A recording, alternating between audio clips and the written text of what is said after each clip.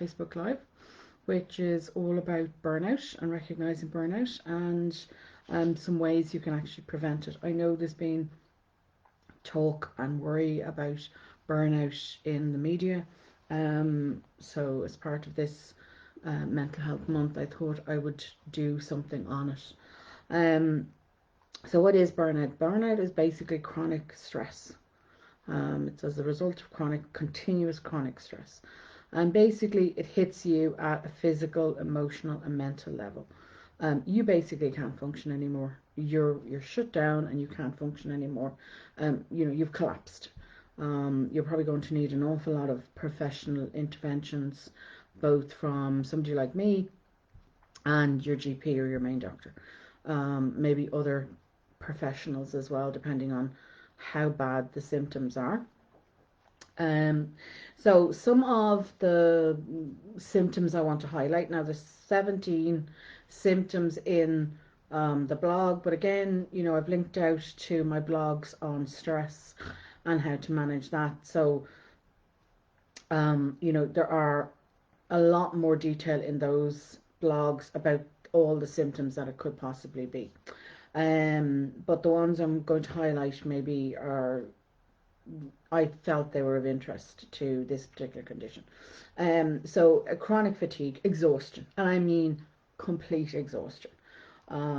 So pretty obvious, you might say, yes, particularly with continuous chronic stress. But people don't realize that they will not be able to get out of bed, that you will be completely, flatlined, if you like.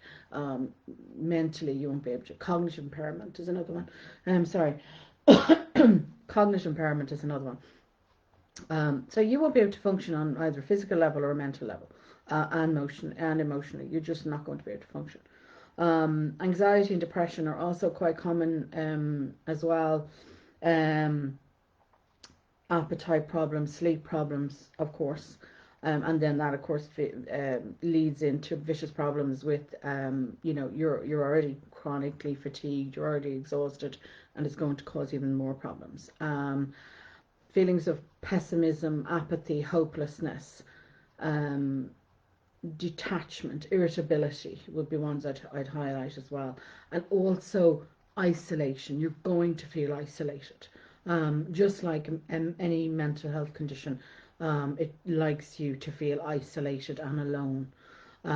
So, it's going to want to do that to you as well.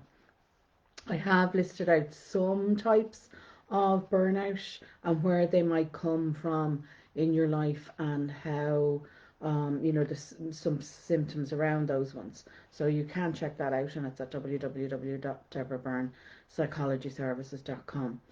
Why we develop it? Well, it's stress. Sorry.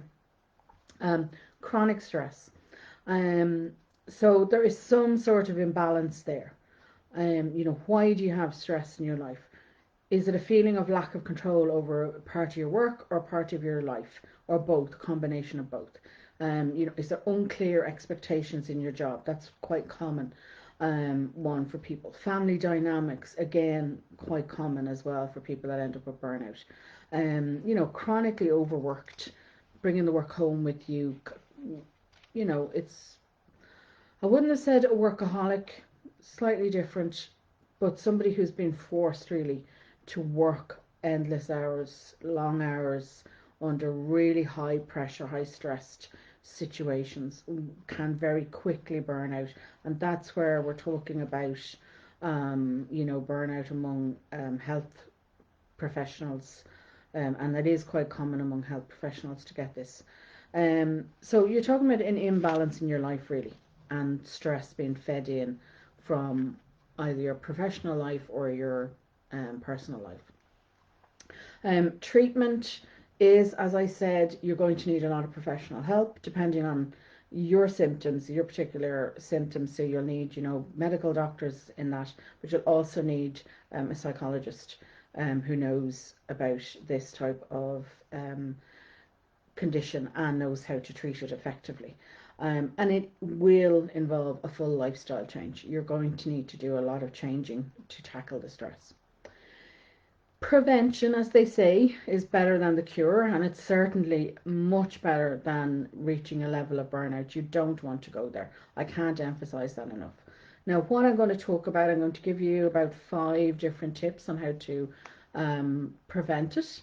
Um, is all also free courses in my group, my mum's group. So I'm going to leave a link in the description below as to how you can join it.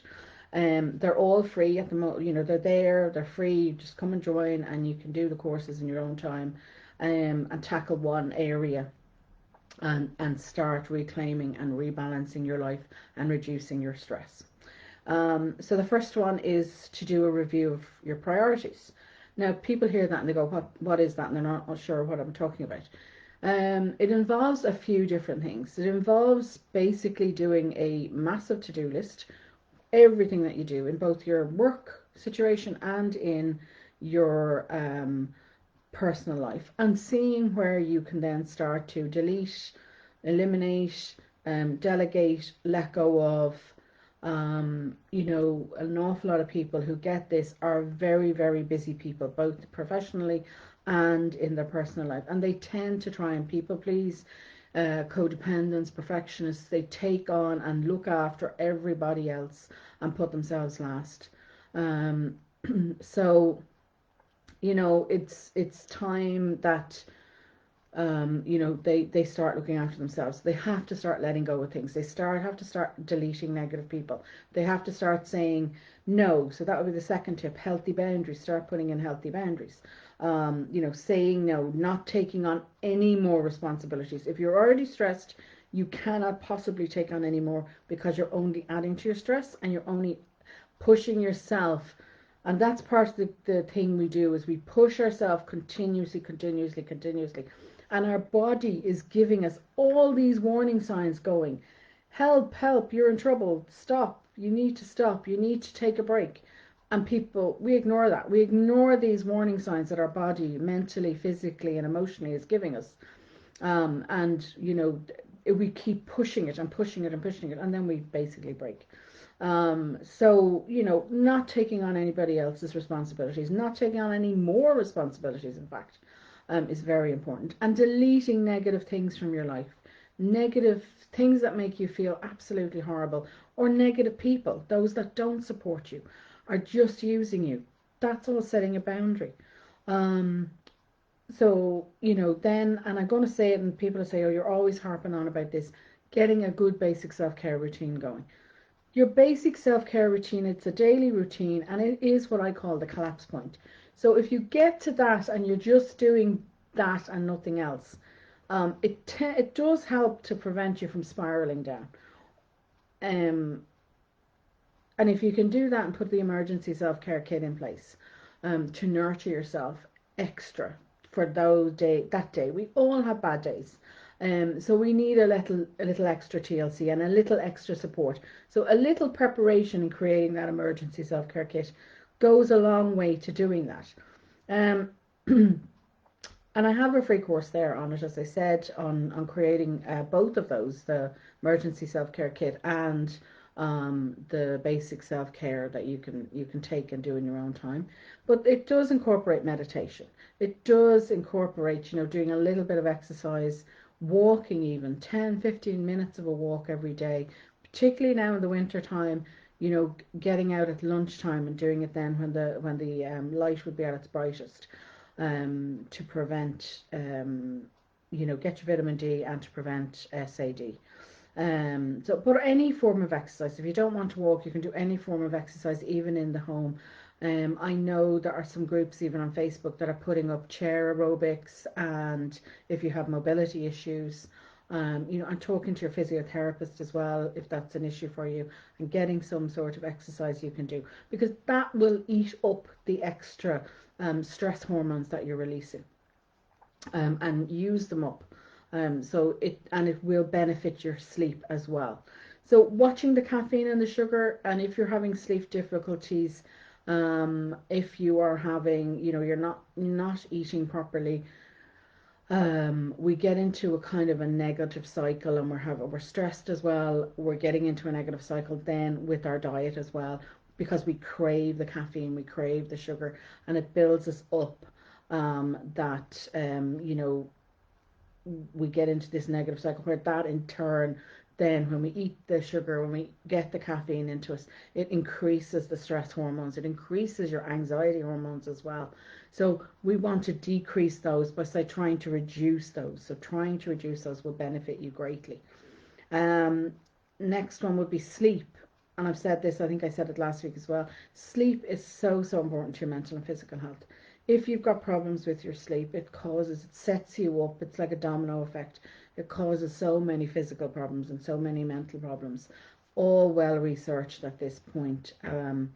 We need that 7 hours minimum every night. And I have 11 tips. There's a blog, and I've linked it out from this week's blog, um, of 11 simple, quick, and easy ways you can things you can do that will actually improve your sleep. And all of them have been well researched, and they work. They're known to work. So if you can get those in place yourself, it's a great deal of self-help there, even just tackling those 11 things and helping to improve your sleep, because they'll also then have that knock-on effect of helping your helping your anxiety, helping your stress levels, and reducing them down as well. um so do check that out. And the last one then is, this, like any mental health problem, is very isolating. As I said, that it's one of the symptoms I highlighted for this. It wants you to be isolated. It wants you to feel alone. Stress and anxiety and depression, they want you to feel alone and, unable to reach out for help. So surrounding yourself with a good, strong, positive support system. And that means also, as I said already, letting go of those negative things that are, busters to your self-confidence, busters to your positive energy levels. They drain you. So, letting go of those negative vampires, as I said. Um, so, having that good, strong, positive support system in place that gives you emotional support, tangible support, informational support, and social support, is so vital. And we are social creatures. We need that connection with one another. So, reach out, ask for help, come and join my group. That's what it's there for. It's there to help and support you. It'll give you emotional support, it'll give you informational support and social support. Lovely bunch of women in there. So come and join us and get that, and help start now taking back control of your life and reducing down your stress and anxiety. So that's it for this week. If anybody has any questions, I'm always happy to answer your questions. You can pop a question in the description below. You can, if you follow me on social media, you'll probably be able to send me a direct message, either on Twitter or on Facebook or on Instagram. It's DBpsychology if you want to follow it. If you want to follow me, and I leave it there. My mums, of course, in the group have a direct line, not just in the group, but they all have the option of private messaging me directly. So that's also a bonus for anybody, being able to talk to me privately for nothing that's a big bonus, by the way, guys, being able to do that. So I will leave it there, and thank you as always to Deirdre. Hope to treat with you on Tuesday night at 9 o'clock on Wexford Hour. Great support, by the way, for anybody who has their own business. So I leave it there, and I will talk to you all, of course, next Saturday morning, and the new blog will be going out on Monday as usual.